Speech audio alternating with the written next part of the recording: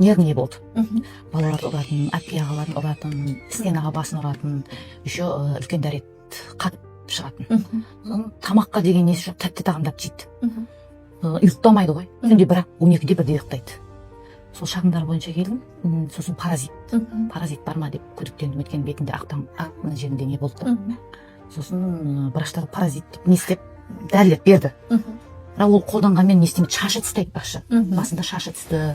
Одан кейін ұйықтаған кезде тебетін. Көрпешесін ашып тастай беретін. Терілейді мүмкін емес. Сол шағымдар бойынша тершеңдік ұйықтаған кезде ма, или күндізде тершеңдік бола ма? Терілеген ұйықтаған кезде. Түнде ұйықтаған кезде шылқ қылып жатады.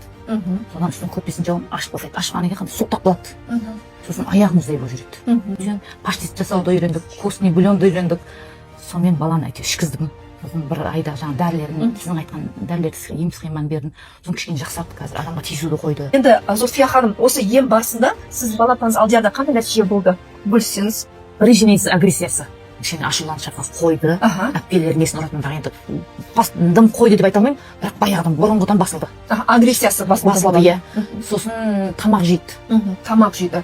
Тамақтан қандай тамақтан жеп бастады? Су ішеді таңертең.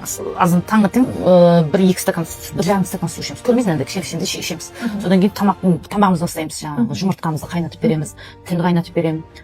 Қазір жақсы болды, агрессиясы ғой басылды. Сосын несін үлкен дәреттің иісі қатты емес, бұрын иісі жаман еді ғой, қазір жұмсақ шығады, қатты емес, қатып шығады еді. Запор кетті. Үлкен дәреттің жағымсыз иісі кетті.